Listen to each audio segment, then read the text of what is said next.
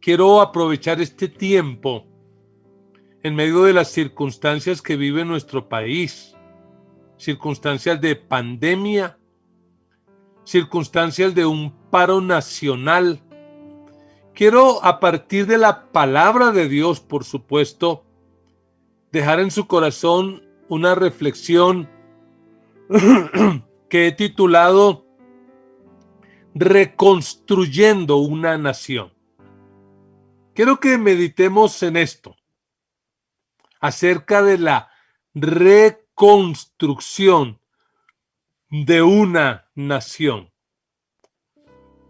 Porque la situación que vive nuestro país, pues de alguna manera ha sido la plataforma para que muchos enemigos de la iglesia se levanten y la ataquen, se levanten y la critiquen.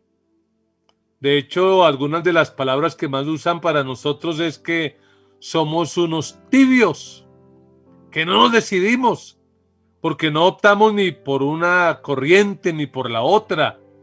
Algunos hasta nos llaman indiferentes o indolentes.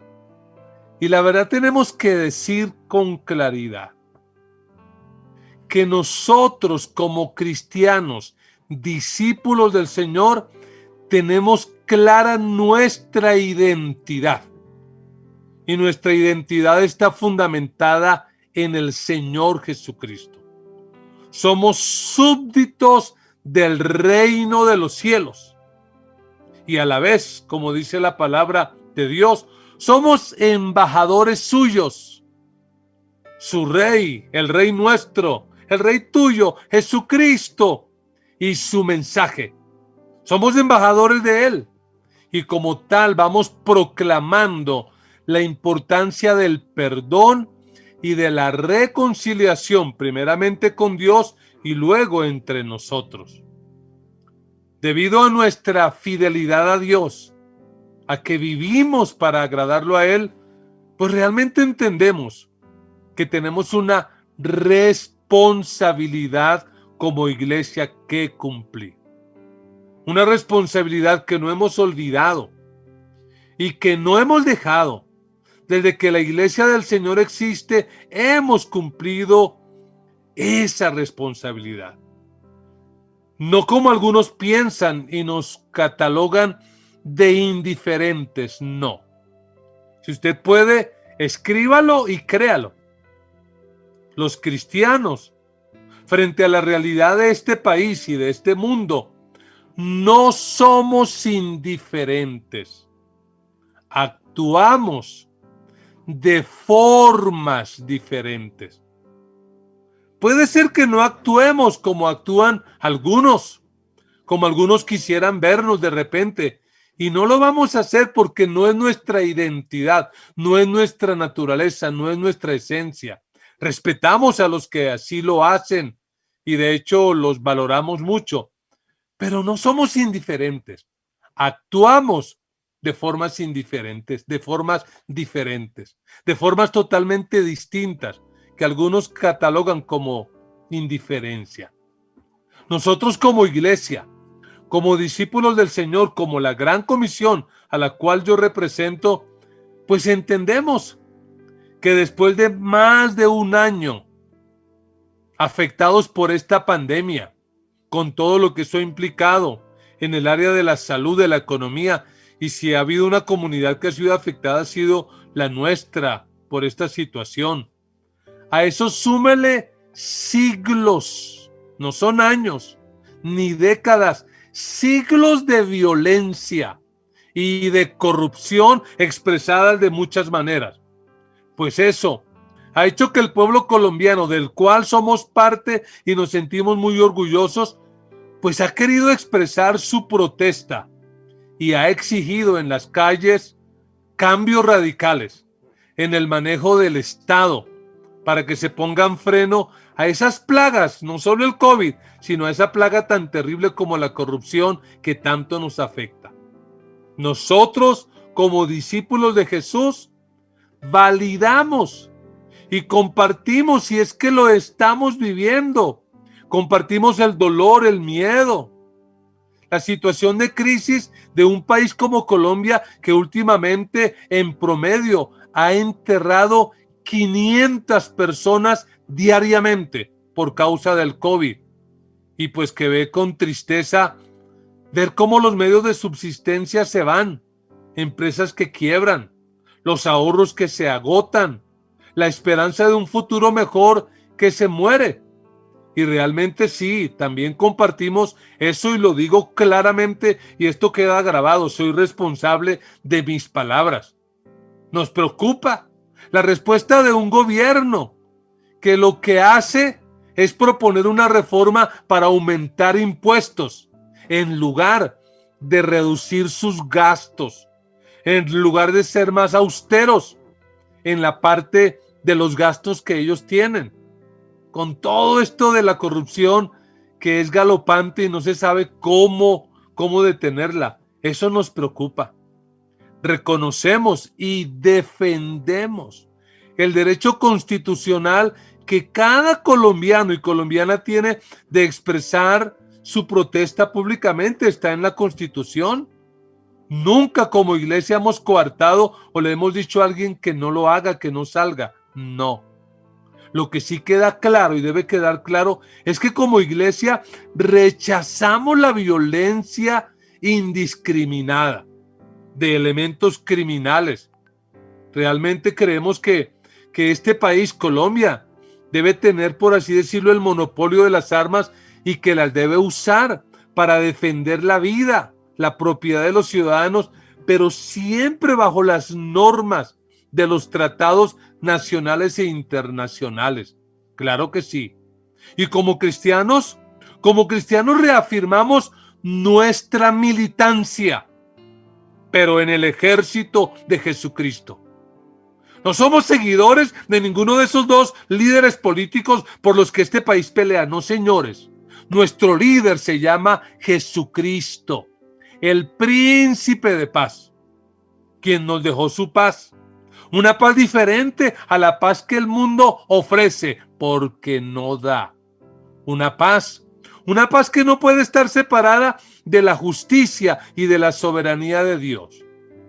Y como somos militantes, discípulos de Cristo, pues tenemos que recordarle a nuestra iglesia. Hoy yo les quiero recordar a ustedes como miembros de esta familia, que nuestra lucha, como dice Pablo, no es contra sangre y carne, no es contra otros seres humanos. No estamos peleando ni con los de esta tendencia ni con los de la otra, no. La Biblia dice que nuestra lucha es contra fuerzas espirituales de maldad, fuerzas que se oponen a todo lo que es Dios o todo lo que representa y por tanto se oponen a la iglesia misma. Bajo esa óptica, también creemos lo que dice la Biblia, que las armas de nuestra milicia no son carnales. Y así algunos las quieran despreciar, las armas de nuestra milicia son espirituales y tremendamente poderosas. Las armas de nuestra milicia son la oración, la palabra de Dios, el poder del Espíritu Santo, el nombre de nuestro Señor Jesucristo, la fe, la justicia, por supuesto, y la unidad como pueblo de Dios que somos. Como iglesia, no desconocemos, al contrario, animamos a que los cristianos, miembros de nuestra iglesia, pues participen en el ámbito, en la esfera de la política de manera responsable. Como dice la Biblia, escudriñando todo y reteniendo lo bueno. Estamos en un proceso de transformación y de cambio. Estamos queriendo que el Señor nos transforme. Por eso, óiganlo bien, nuestras afinidades políticas y nuestras afiliaciones, hablo de cada uno de ustedes, con diferentes ideologías, sea de derecha, sea de izquierda o de lo que sea, pues nunca deben ser consideradas como absolutas, de manera fanática. No. Realmente tenemos que entender que sea la izquierda o la derecha son limitadas, son falibles, son personas pecadoras, son personas corruptibles, son personas que necesitan conocer al Señor y que sus propuestas nunca, nunca van a traer la respuesta o la solución que este país necesita. De acuerdo a la Biblia, que es nuestra norma de fe y conducta, pues nuestras responsabilidades con las autoridades establecidas son, número 1, obediencia, sumisión, en tanto que eso no implique para nada contradecir la voluntad de Dios. Realmente cuando uno lee la Biblia en regímenes tan duros como de los emperadores romanos, uno nunca ve a Pablo decir, rebélense, que los maten, que los acaben. No, lo que dice es, sométanse a las autoridades. También orar por ellas. Sé que a algunos no les gusta, pero eso es lo que dice el texto bíblico. Debemos orar por aquellos que están en eminencia. Porque aunque ellos no lo sepan, nosotros sabemos que Dios es el que quita y pone reyes, así los gobernantes no lo entiendan. Pero tenemos que orar para que ellos pues procedan bien y actúen de la mejor manera. Tenemos que ser buenos ciudadanos, pagando impuestos, cumpliendo con nuestros deberes, dándole al César lo del César y a Dios lo que es de Dios. Tenemos que recordar una y otra vez como iglesia que los valores nuestros, tales como la justicia, la verdad, el rechazo de la corrupción, la búsqueda de la paz y el anhelo por una tierra mejor, una tierra que fluye leche y miel, en la que nuestros hijos y los hijos de nuestros hijos crezcan a la luz del bien, pues no son una invención de un partido político o de un líder político o de una ideología. No, señor. Esos son los valores del reino de Dios. Valores que Dios ha establecido en nuestro corazón. Y déjeme decirle, Dios y solamente Dios, quien es el único incorruptible, es el que va a poder que eso se haga realidad. Nosotros como iglesia, por eso trabajamos y oramos para que el reino de Dios venga a esta tierra. Pero no va a ser un líder político, no va a ser un movimiento político. Solo Dios puede transformar una nación.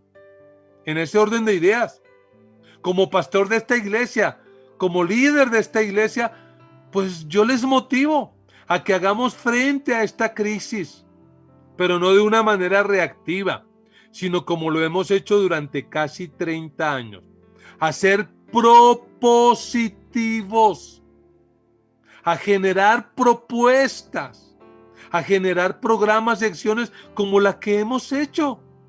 Es probable que nosotros no hayamos podido cambiar del todo nuestra comunidad, pero hemos hecho mucho en muchos hogares, en muchos jóvenes, en muchos niños, y lo seguiremos haciendo porque esa es parte de nuestra labor profética.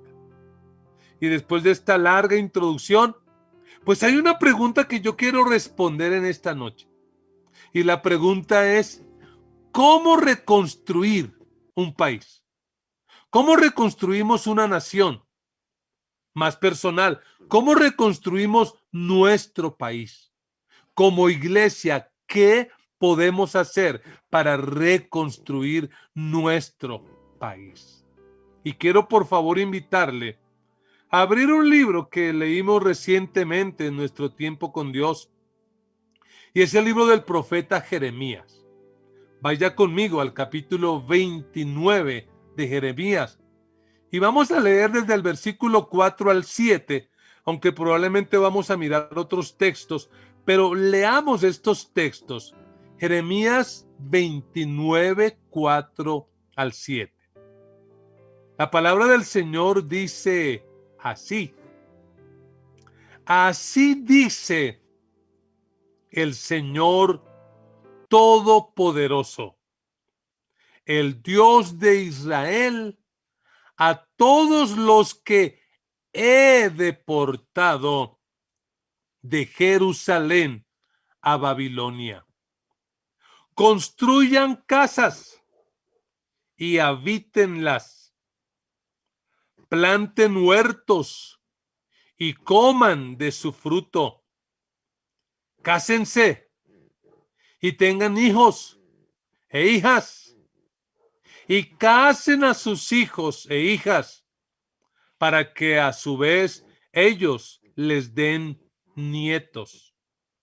Multiplíquense allá y no disminuyan.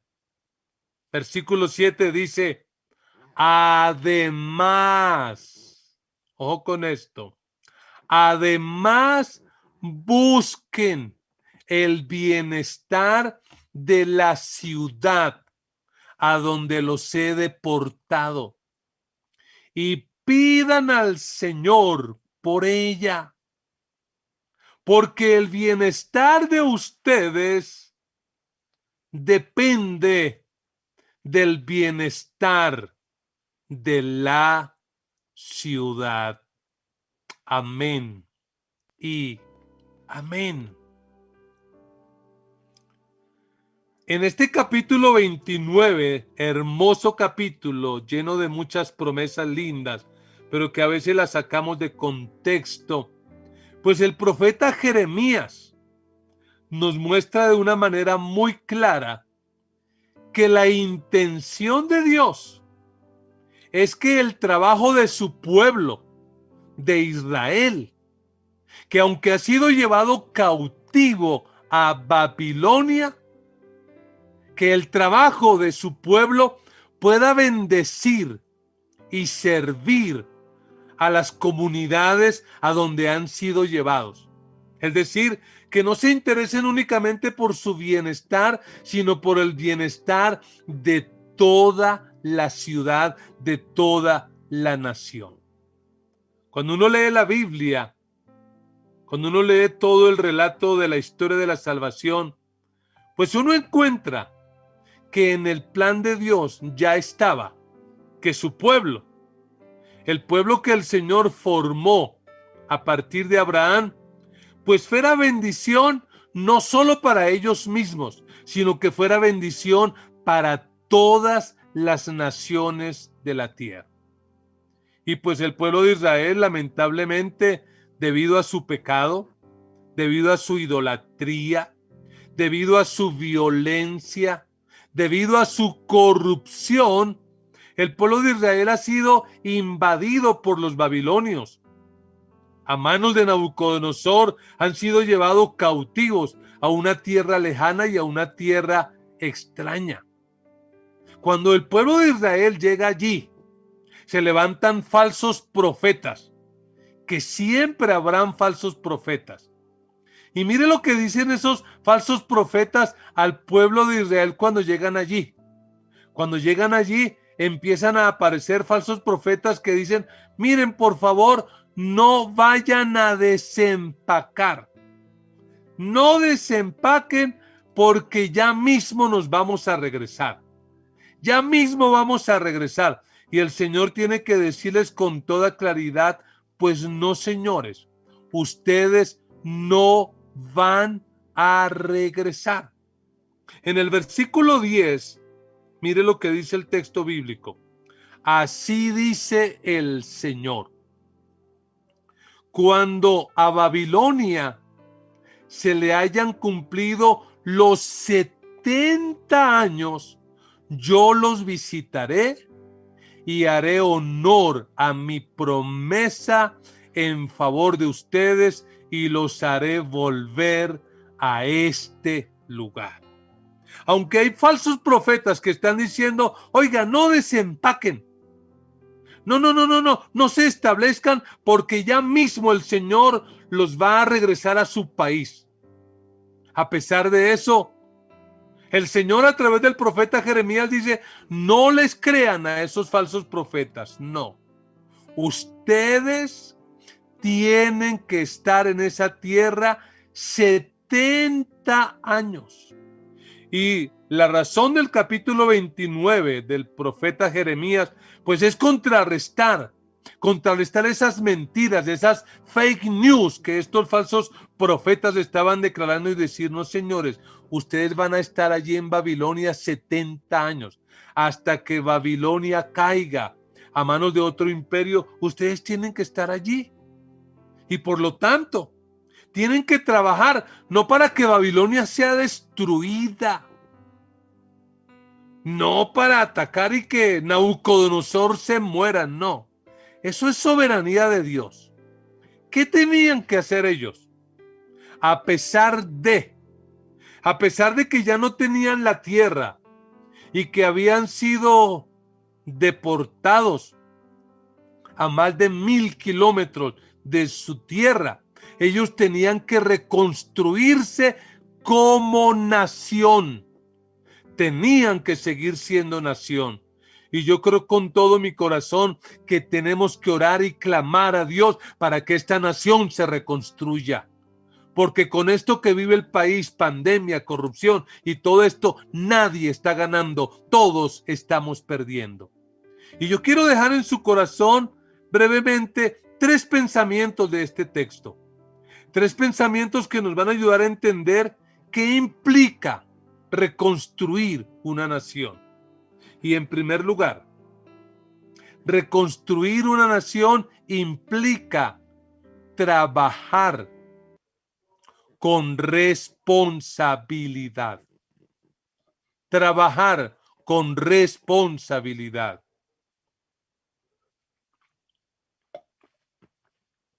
Si usted mira el texto que acabamos de leer, en el versículo 5, lo que dice el Señor a través del profeta Jeremías es: construyan casas, o sea, trabajo de construcción, planten huertos, trabajo de agricultores, campesinos, coman de su fruto. Versículo 6, cásense, tengan hijos e hijas y casen a sus hijos e hijas para que a su vez ellos les den nietos. Multiplíquense allá y no disminuyan. Miren, lo que Dios les deja claro a los judíos que están ahora en Babilonia es que Babilonia será el único lugar que tendrá esta generación y casi que la próxima generación, porque serían 70 años. ¿Y a qué los llama Dios? Dios los llama entonces a trabajar de una forma diligente. Los judíos, el pueblo de Israel, tenía que estar allí y salir adelante como el pueblo de Dios que eran en su tiempo, aunque estuvieran en un lugar de castigo y, por así decirlo, de penitencia para ellos por su pecado. Pero ellos tenían que trabajar, porque lo que deja claro el Señor es que el éxito de los judíos en Babilonia estaba ligado con el éxito de Babilonia. Y es algo que nosotros como colombianos tenemos que entender. Si a Colombia le va bien, a nosotros nos va bien. Si a Bogotá le va bien, a nosotros nos va bien. Si a Garagoa le va bien, a ustedes les va bien. De acuerdo a cómo le va a la ciudad, al pueblo, al país, así nos va a ir a nosotros. Así que lo que hace el Señor es animar a este pueblo y los anima a trabajar. ¿Qué tenemos que hacer nosotros para reconstruir esta nación? Tenemos que trabajar. Tenemos que ser gente esforzada. Tenemos que hacer lo mejor para construir este país.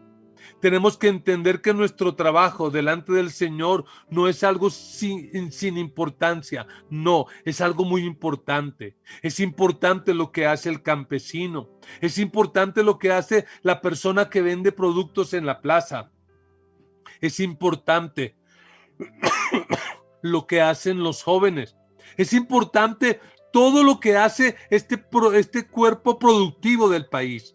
Tenemos que trabajar. La única forma de poder salir adelante es trabajar. Es la forma. El Señor no invita a orar para que este imperio sea destruido o fracase. No. El Señor dice, si a Babilonia le va bien, a ustedes les va a ir bien.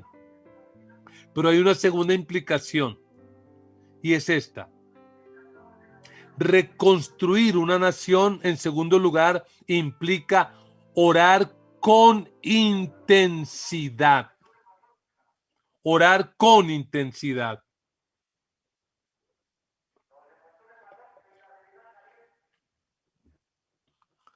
Porque en el versículo 7, si usted lo lee una vez más conmigo, el Señor dice de manera muy clara: además, busquen el bienestar de la ciudad a donde los he deportado. Oiga eso, tiene que buscarse de una manera intencional. El pueblo de Dios no está para destruir, sino para construir. Pero hay algo más que dice, mire la segunda parte del versículo 7. Y pidan al Señor por ella. Oren por ella, porque el bienestar de ustedes depende del bienestar de la ciudad. Y aunque algunos de nuestros detractores piensan que la oración es algo sin valor y sin importancia, pero yo personalmente creo que la oración tiene el poder de cambiar la realidad. Obvio, la oración no sola. Por eso de primeras dije, hay que trabajar, hay que actuar, pero a la vez tenemos que orar. Tenemos que orar. Y este llamado sigue vigente para nosotros. Tenemos que orar por nuestra ciudad. Tenemos que orar por nuestros gobernantes. En medio de esta situación tenemos que orar para que estos gobernantes sean sensatos, para que dejen de ser tan atolondrados y empiecen a pensar realmente en cómo mejorar la calidad de vida de todos los colombianos, en cómo detener la corrupción, en cómo realmente traer propuestas que bendigan a los de abajo, a los necesitados. No en un asistencialismo ni cosas por el estilo, no. Si queremos cambiar este país, hay que generar trabajo, pero también hay que orar por aquellos que aprovechan circunstancias como estas para generar el caos y la destrucción. Es muy triste caminar nuestras calles bogotanas y ver tanta destrucción y tanta desolación. Estamos llamados a orar, pero estamos llamados a trabajar por el bienestar de este país, por el bienestar de nuestra ciudad. Tenemos que hacerlo y tenemos que hacerlo de todo corazón. Buscar el bienestar. Y eso suena como ilógico, porque imagínense, ¿cómo es que los judíos van a buscar el bienestar de la ciudad que les fregó la vida? De la ciudad que los llevó cautivos, del gobernante. No, eso como que en la cabeza no cabe. Pero ahí está lo paradójico del reino de Dios. Hay que buscar el bienestar de esa ciudad, porque del bienestar de esa ciudad depende el bienestar de ustedes. Y tienen que hacerlo y tienen que orar. Algo que repetidamente la palabra de Dios nos invita: a orar por nuestros gobernantes. Y eso no significa que estamos aprobando y estamos de acuerdo, no. De hecho, hay que orar intencionalmente. Señor, revélate para que tomen decisiones sabias. Revélate para que realmente produzcan leyes que detengan la corrupción. Revélate, ilumínalos o haz algo, Señor. Esa debe ser nuestra oración. Nunca nuestra oración es como cruzarnos de brazo y ser indiferentes. No, es orar para que el incorruptible, y ese incorruptible Dios, pueda intervenir en este país. La solución no es ningún líder político, es Dios. Y nosotros como iglesia debemos usar nuestros talentos, nuestros dones, lo que Dios nos ha dado para construir una mejor nación. ¿Sabe? La Biblia dice por allá en el Salmo 24, dice: del Señor es la tierra y todo lo que hay en ella, el mundo y los que en él habitan, todo es del Señor. Porque uno de los problemas de los judíos al estar en Babilonia es que creyeron que Dios se quedó allá en Israel, que Dios se quedó allá en Jerusalén, y lo que quiere Dios hacerles entender a este pueblo es: no, ustedes son nación aún sin tierra, aún sin templo. La identidad de ellos se las tiene que dar Dios. Y donde quiera que Dios los coloque, tienen que ser bendición. Y yo creo que nosotros como iglesia, como cristianos, somos sal y somos luz. Y donde quiera que Dios nos ha colocado, tenemos que ser bendición. Si el pueblo de Israel pudo ser bendición en el mismo corazón de Babilonia, nosotros también podemos y debemos ser bendición para esta generación. Allí, en Babilonia, Daniel fue sal, fue luz, ayudó a construir no solo la nación de Israel, sino aún Babilonia, porque el bien de Babilonia era el bien de él también. Pero hay una tercera implicación. Reconstruir una nación implica, ya dijimos, trabajar con responsabilidad, orar con intensidad, pero en tercer lugar, reconstruir una nación implica esperar con seguridad. Tenemos que esperar con seguridad. Y mira lo que el Señor le dice al pueblo de Israel a través del profeta Jeremías en el versículo 8. Él dice esto: así dice el Señor Todopoderoso, el Dios de Israel. No se dejen engañar por los profetas, ni por los adivinos que están entre ustedes. No hagan caso de los sueños que ellos tienen. Lo que ellos les profetizan en mi nombre es una mentira. Yo no los he enviado, afirma el Señor. Categóricamente el Señor dice: por favor, no se dejen engañar. Y hoy tengo que decirlo con la mano en el corazón, amada iglesia, amados discípulos del Señor Jesús, no se dejen engañar por los modernos profetas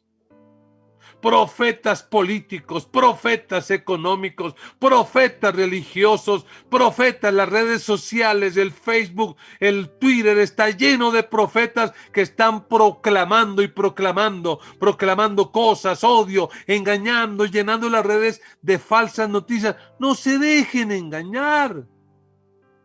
La solución no es un partido político, ni un candidato político, así sea cristiano, ni de izquierda ni de derecha. No se dejen engañar.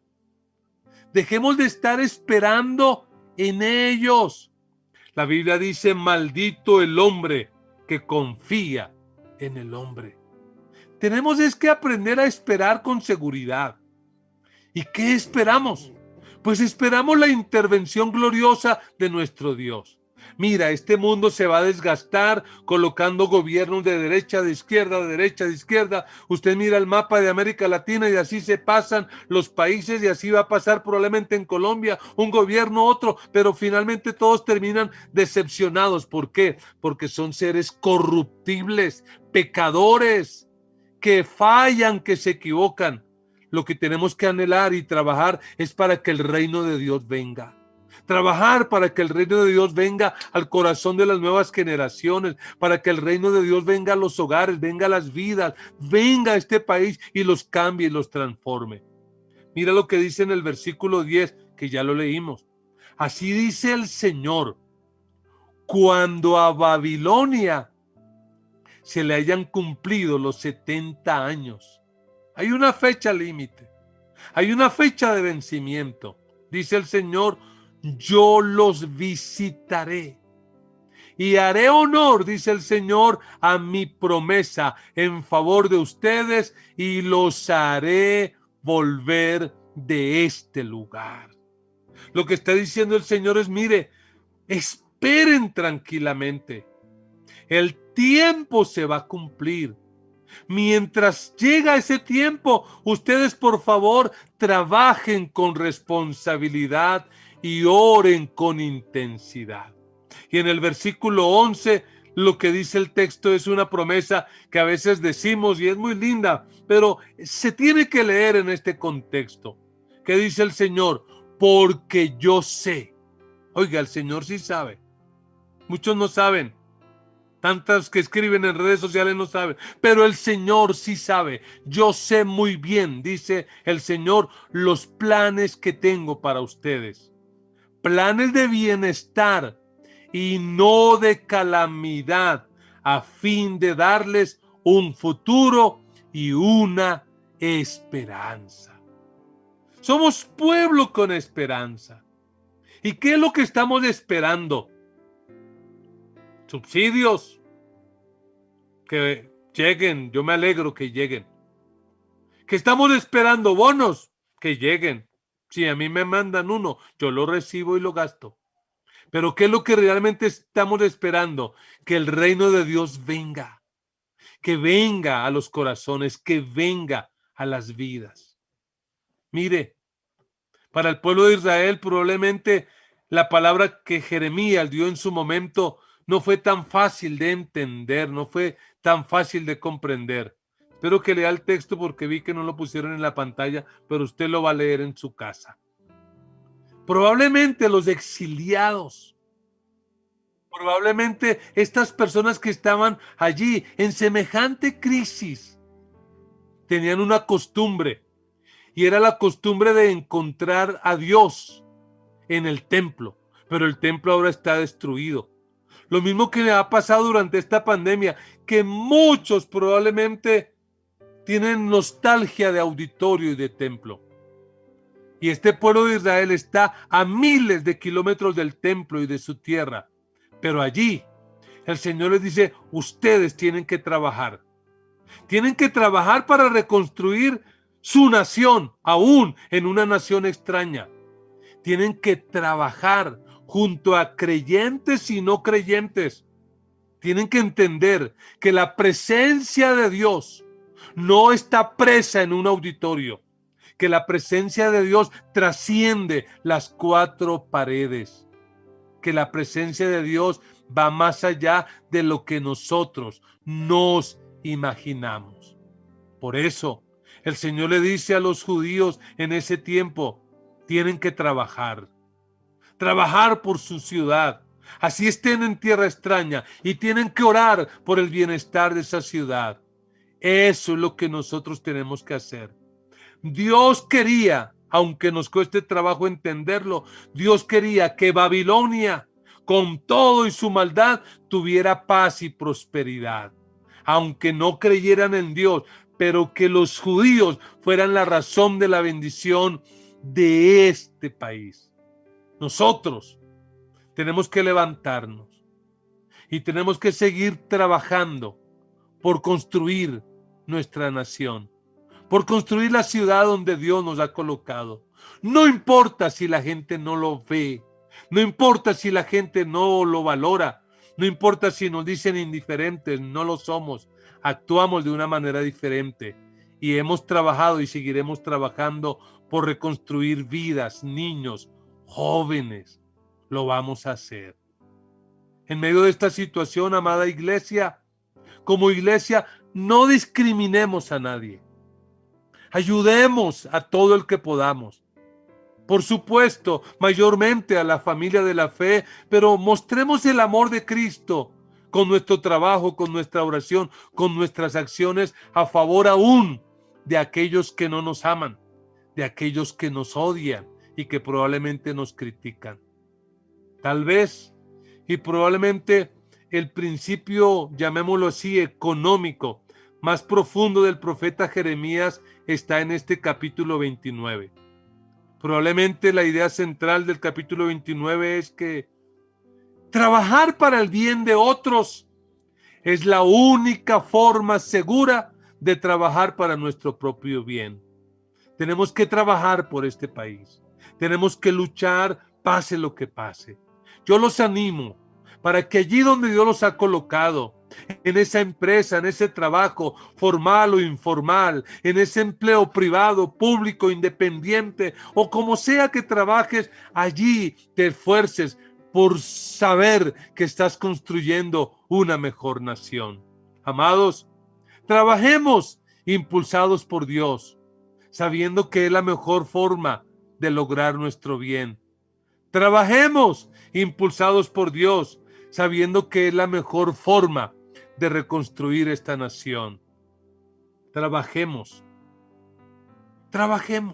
oremos. ¿Saben por qué? Porque trabajar buscando de Dios la aprobación es el camino para reconstruir la nación.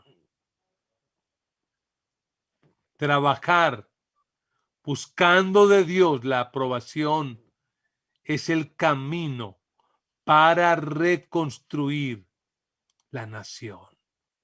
Que Dios nos ayude a nosotros como cristianos, como discípulos del Señor, donde quiera que Él nos ha colocado, a ser constructores de esta nación, no destructores, a ayudar a reconstruir nuestro país.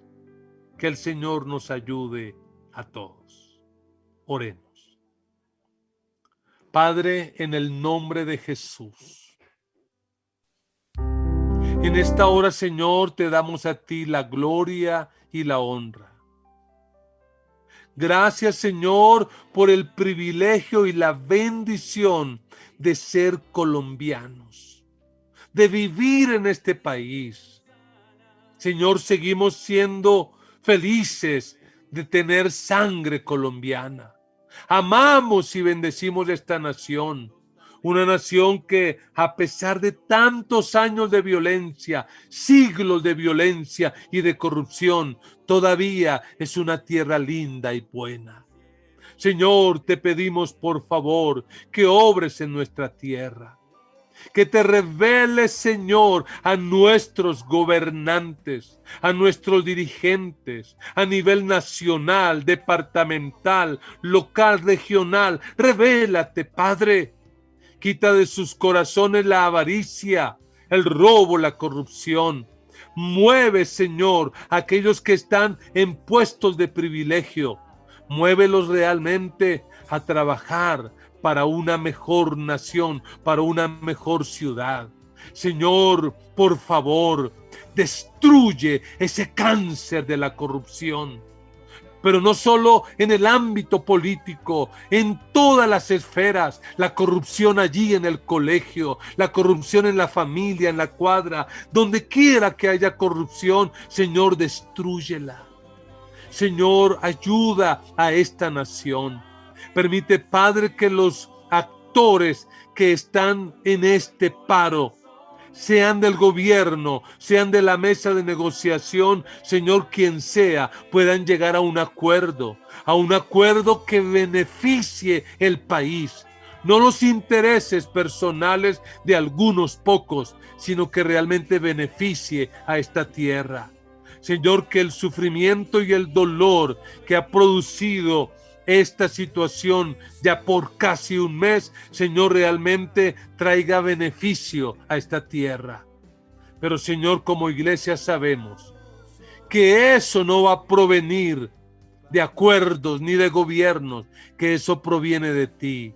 Por eso, Señor, como discípulos tuyos, como hijos tuyos, seguiremos orando, seguiremos intercediendo y seguiremos trabajando, haciendo lo mejor para que este país salga adelante. Señor, glorifícate. En esta hora reprendemos toda fuerza oculta de las tinieblas, todo plan que el diablo haya levantado para generar caos y destrucción en nuestra tierra. Lo reprendemos, venga de donde venga. Y te pedimos, Señor, que tu poder se manifieste, que traigas tu presencia, que venga tu reino sobre Colombia, Que venga tu reino sobre nuestros campos, sobre nuestras ciudades. Que venga tu reino sobre los barrios marginales. Que venga tu reino sobre la empresa, sobre la economía de este país. Que venga tu reino sobre nuestros jóvenes, sobre nuestros niños, sobre nuestros adolescentes. Que venga tu reino a cada familia, a cada hogar, Señor. Que tu reino venga y venga con poder. Que tu reino venga y traiga verdadera transformación. Señor, que cambies el corazón de cada colombiano. Que cambies el corazón de cada persona, del gobernante, del marchante, del vándalo, del narcotraficante, del corrupto, del niño, del joven. Cambia los corazones y trae tu reino a esta nación. Te lo rogamos y te lo pedimos.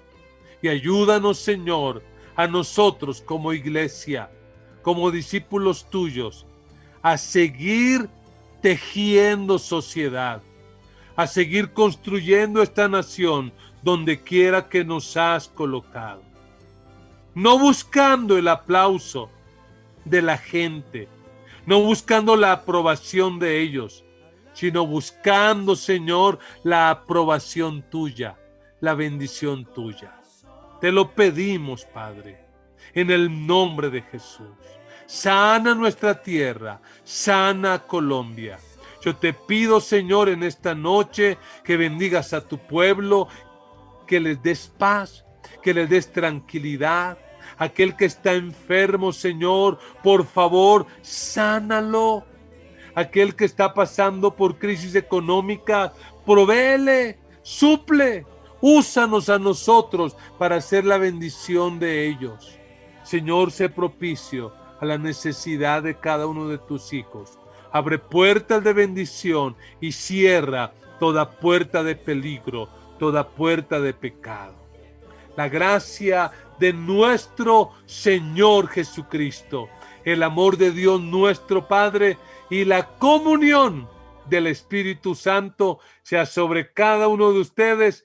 Y con gozo todos decimos amén y amén. Les envío un gran abrazo. Están en mi corazón, están en mis oraciones y en el tiempo del Señor nos volveremos a ver y nos volveremos a abrazar. Una bendición, feliz noche para todos.